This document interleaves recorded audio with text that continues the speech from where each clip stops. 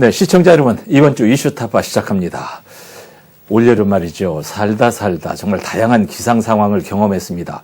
집중호우에, 간헐적 폭우에, 그리고 전국을 펄펄 끓게 한 폭염에 또 태풍까지 역대급이었잖아요.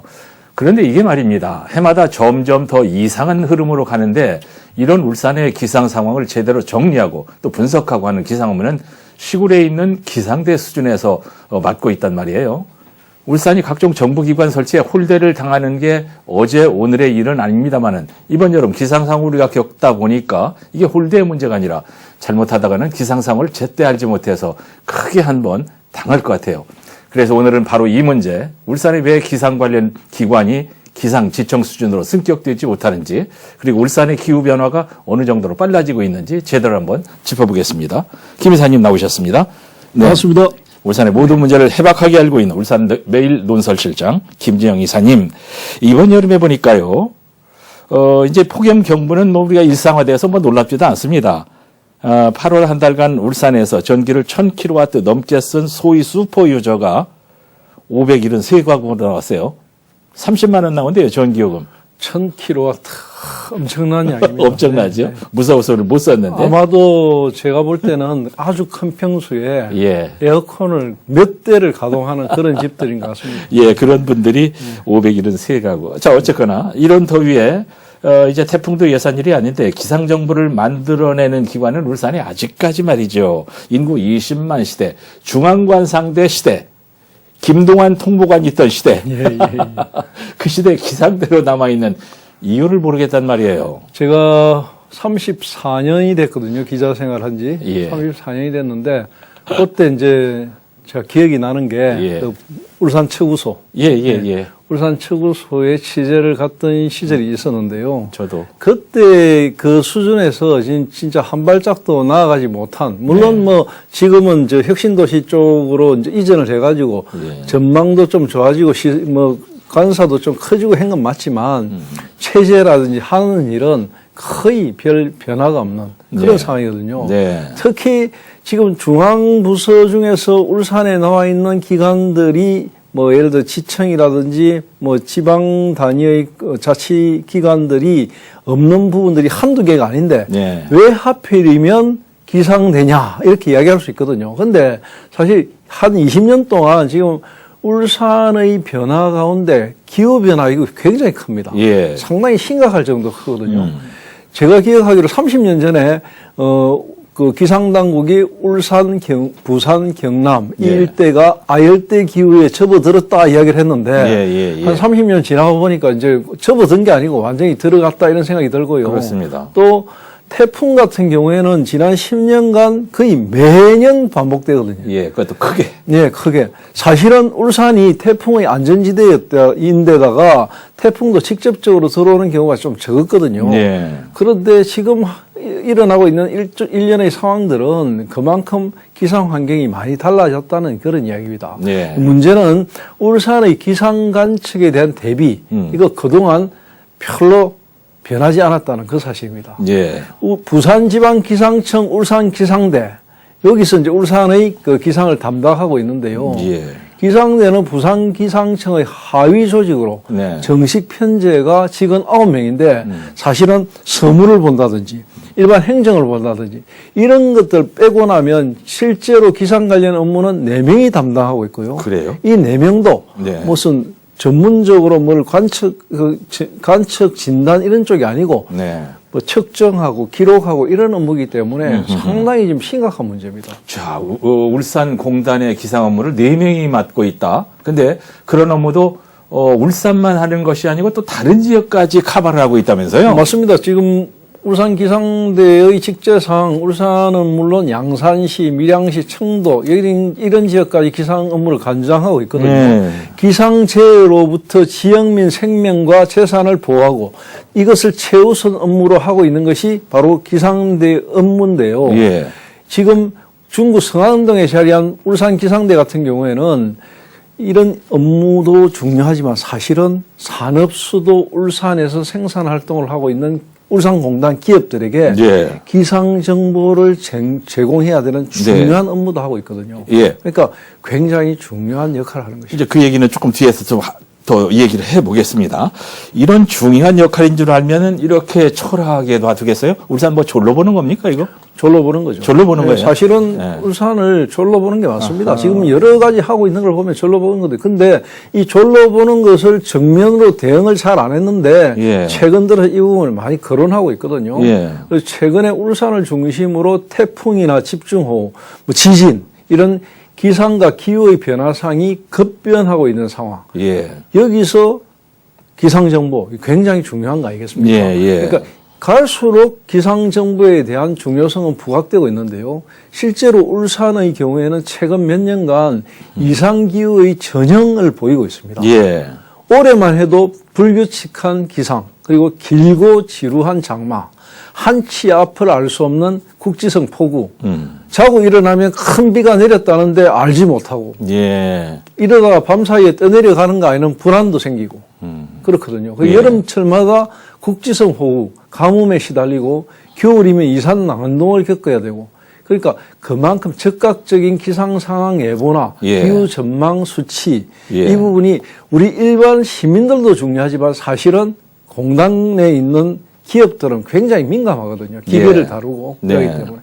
그래서 이런 충분한 서비스를 위해서는 예. 반드시 기상 정보를 담당하는 기관의 성격, 예. 좀 더 확실하고 풍부한 어떤 시스템을 갖춘 조직, 예. 이런 게 반드시 필요합니다. 옛날에 이랬단 말이죠. 영남지방 이래서 영남지방을 두루뭉술해서 기상 예보를 발표하면 그런가 보다 했는데 이제는 울산, 그것도 중구, 남구 이렇게 세세히 촘촘하게 한단 말이죠. 성안에는 비가 많이 왔는데 시내는 말짱하고 이런 상황 아닙니까? 그렇죠. 그래서 매곡에는 600mm가 내렸고 삼동에도 400mm가 내렸는데 예. 시내는 거의 말짱하고. 비가 별로 안 왔다. 그런 이런 경우. 정도로 아주 이게 국지성 어떤 그 강우라든지 이런 네. 기후 변화가 심각하거든요. 예. 그러니까 기업들은 이런 부분들에 대해서 굉장히 민감합니다. 예, 그 얘기 지금 해보겠는데요.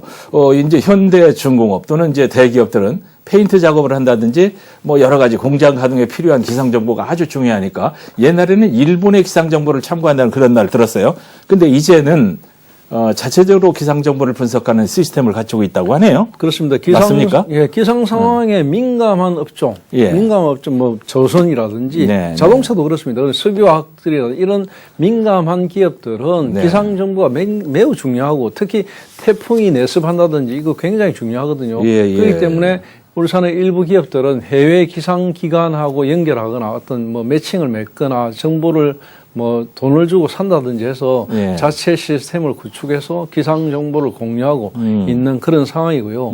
울산의 기상 관측에 대한 인프라는 그만큼 열악하다는 이야기인데 맞습니다. 사실 기후 변화에 따른 대책이 제대로 갖춰지지 않기 때문에 네. 그 피해는 고스란히 지역 기업체 그리고 시민들에게 돌아가고 있습니다. 예. 특히 각종 재해, 뭐 재난, 이런 물 관리 문제, 이런 선제 대응이 시급한 상황이지만 현실은 준비되지 않은 상황이다. 이렇게 진단할 수 있습니다. 그렇습니다. 이제 뭔 얘기할 필요도 없이 이번에 닥친 태풍 카눈만 해도요, 경로나 규모를 제대로 진단하지 못했다는 지적이 나오던데 이번 태풍 피해가 제법 컸잖아요, 울산에서. 그렇습니다. 울산에서 이번 태풍 피해는 생각보다 뭐 처음에 생각할 때는 아주 컸을 것으로 생각하는데 예. 좀 다행스럽게 태풍이 상륙하면서 규모가 확 줄었기 때문에 좀 줄었는데요. 네. 강한 비바람을 동반한 태풍이기 때문에 한바운드를 쓸고 가면서 울산에서도 상당히 많은 피해를 줬습니다. 그리고 네.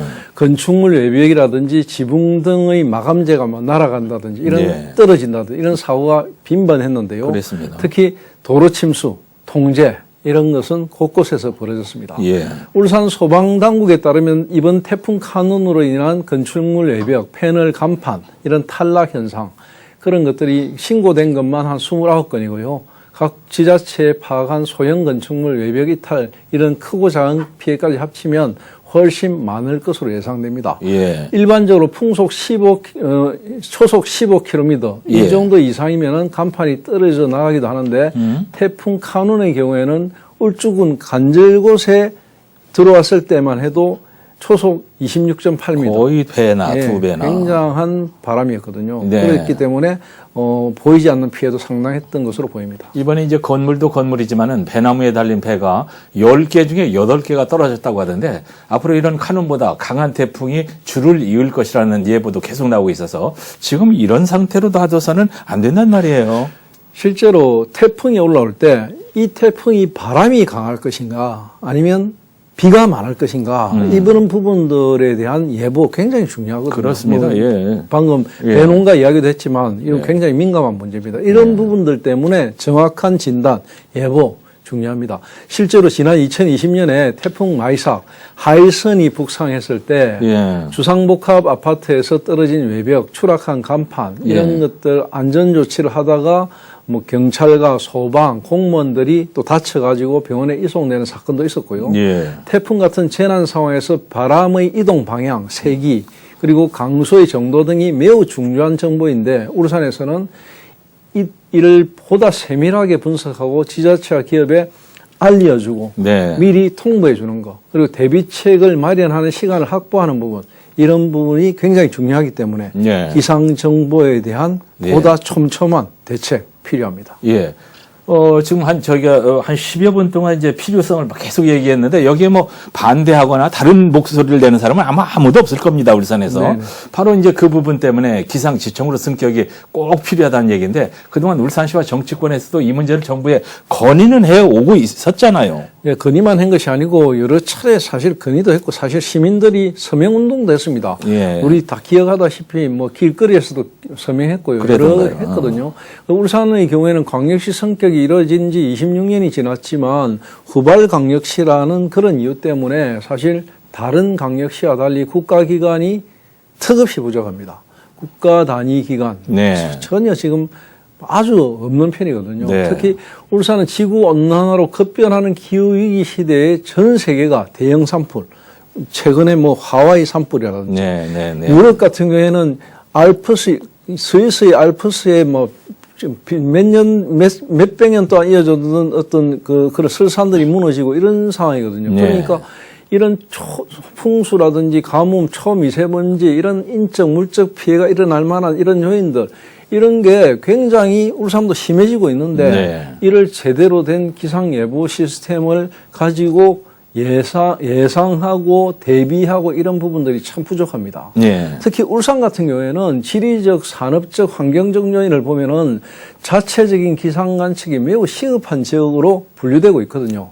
무엇보다 울산은 서쪽 부분이 영남 알프스 9봉우리가 크게 둘러쳐져 있고요. 예. 그리고 이 동쪽으로는 동해와 함께 원자력 발전소가 남북으로 자리하고 있고 예. 남구와 울주군 일대에는 화학공단 등 위험 물질들이 꽉꽉 들어차 있거든요. 예. 그리고 태화강 같은 경우에는 도심을 가로질러 있기 때문에 만약에 범람을 할 경우에는 도심지의 시민 피해가 굉장히 우려되는 예. 그런 상황입니다. 네. 자연재해가 발생할 때 대형 재난으로 이어질 개연성이 높은 지역이다. 예. 이게 바로 울산입니다. 네. 하지만 정부는 울산기상대의 기상지청 성격에 대해서 네.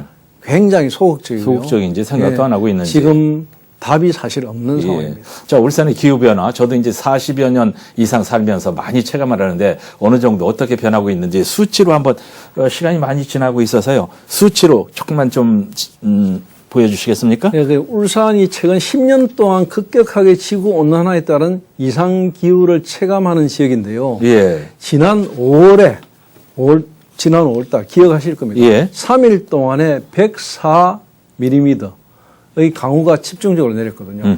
5월 한 달 동안에 30년 평균 강수량이 107.4mm였는데 예. 이것과 맞먹는 수준이 그냥 3일 동안에 막 쏟아졌습니다. 3일 동안에 한 달치가 내렸다. 네, 그렇습니다. 예. 그 정도로 기후 변화가 예. 아주 급격하게 일어나고 있다 이렇게 보면 되고요. 예. 기후위기 전망 보고서라는 게 있는데 네. 이것을 보면은 울산은 21세기 후반기에 여름 일수 그리고 온난화가 가장 많이 증가하는 지역으로 전망이 되고 있습니다. 예. 최근 20년 동안 2000년에서 2019년까지 이 20년 동안 기후 분석에서 여름철 강수량은 적고 가을과 겨울 기온은 높은 특성을 보인 게 울산입니다. 예. 네.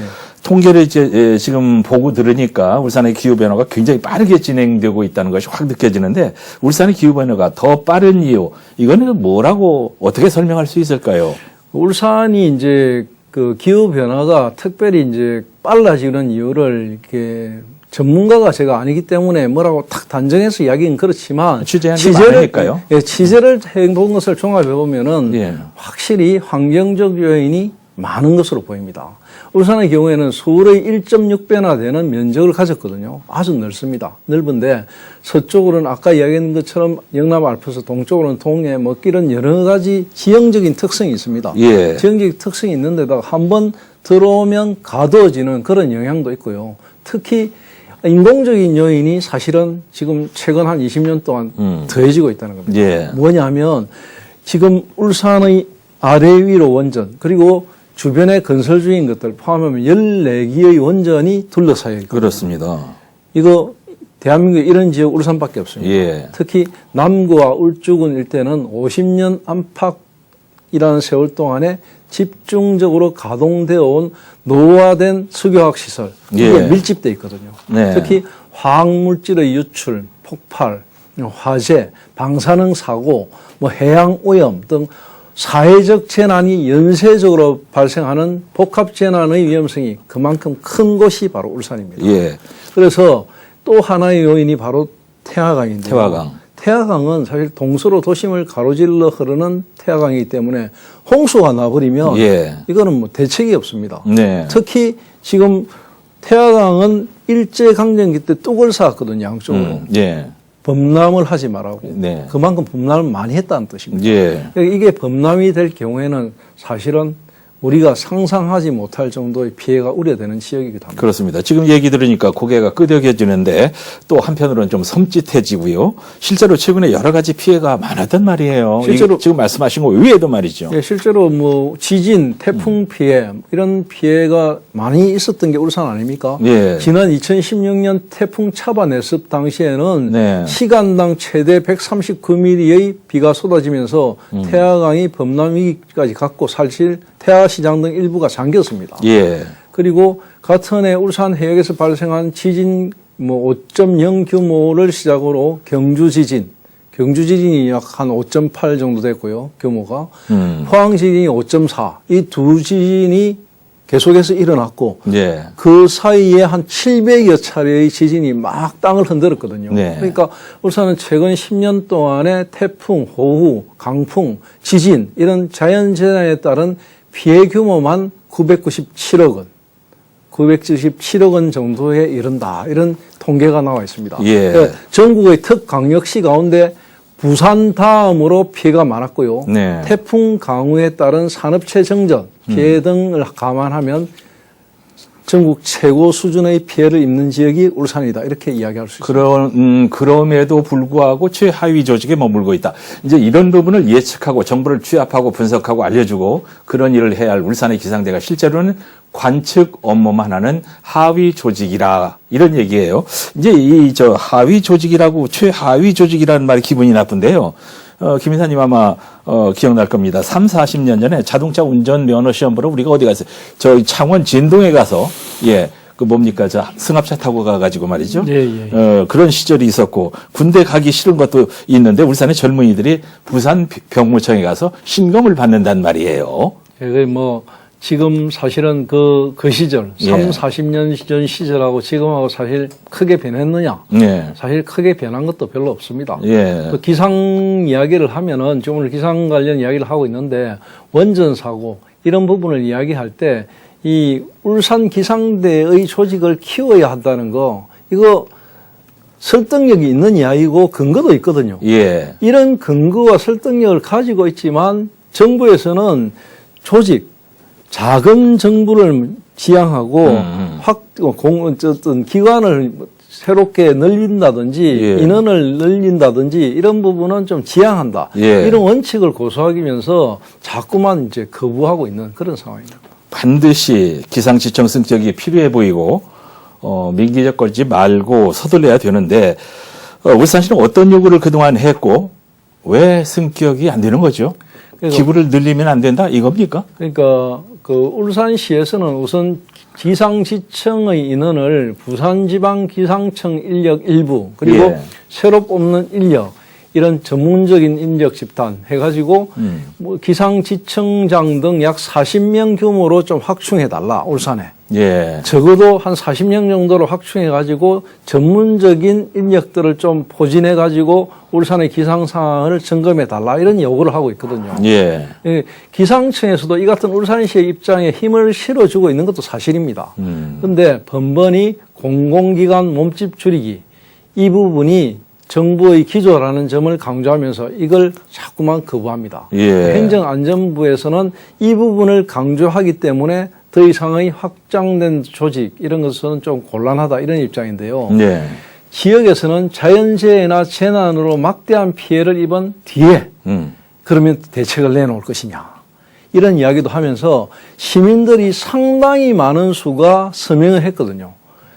사실 시민들 입장에서는 기상지청이 기상대로 되어 있는지 이거 잘 몰랐거든요. 그렇습니다. 모르는 예. 상황에서 서명지를 읽어보면서 아 이거 정말 심각하구나 느껴서 서명을 했다는 겁니다. 네. 그런데 이걸 이제 전혀 반영을 안 해주니까 참 네. 답답할 따름입니다. 지금 이제 김 이사님의 설명을 들으면서 한 가지 제가 좀 얼핏 생각나는 게 아니 무슨 40명이나 직원을 요구했단 말이에요. 지금 슈퍼컴퓨터라는 게 있어서 예산만 좀 배정이 되면은 컴퓨터가 저기 하지 뭐 사람이 그 통계 가지고 수학적으로 계산하는 게 아닌데 40명이나 필요합니까? 이게 왜 40명이나 필요하냐면요. 네. 그냥 단순하게 이제 뭐 요즘 AI 시대고 슈퍼컴퓨터가 있어서 그 인력이 많이 필요 없다 이렇게 생각되지만 네. 사실은 울산 같은 경우에는 공단이 무려 20개가 넘습니다. 예. 공단이 20개가 넘고 업종별로도 굉장히 세분화되어 있거든요.